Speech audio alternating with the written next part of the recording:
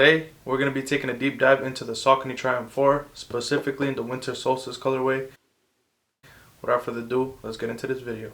So as I mentioned, we're going to be going over the Saucony Triumph 4, specifically in the Winter Solstice colorway.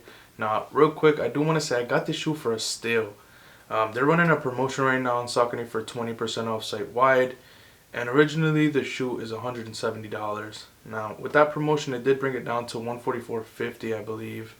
And the card that I used ended up bringing it all the way down to about 110. I think it was like 108.50 or something like that.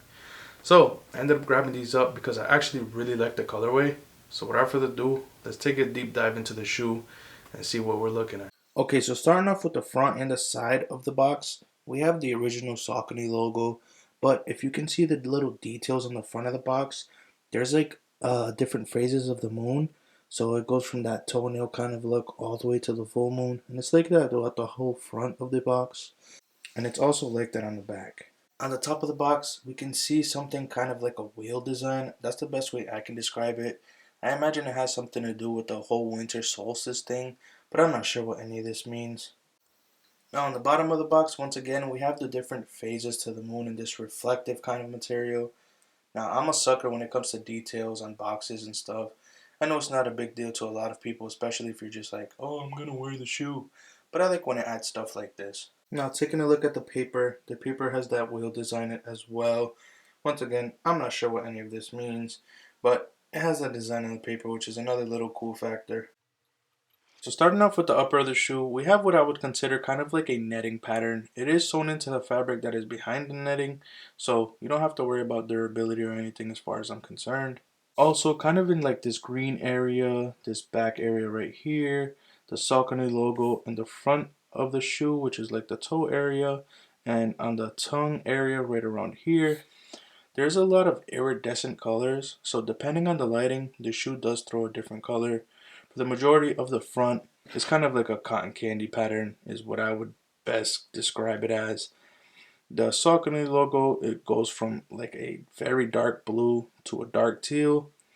This area kind of switches greens, and the back area is like a pink, green, like yellow kind of tone. You can kind of see it here.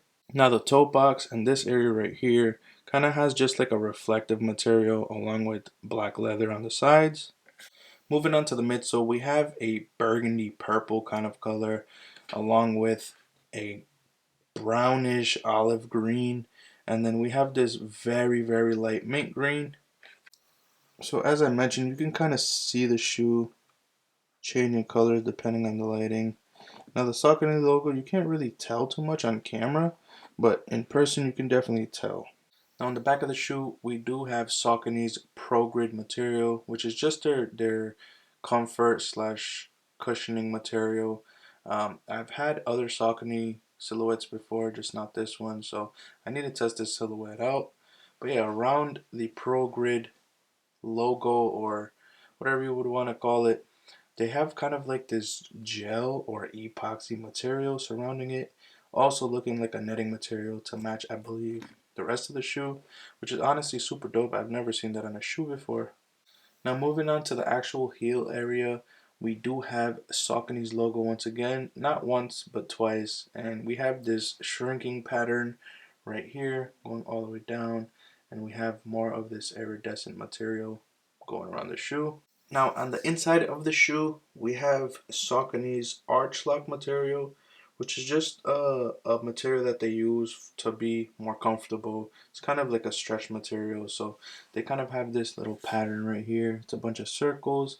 Does not match the netting pattern that they have on the rest of their shoe. But yeah, once again, this is just for comfort.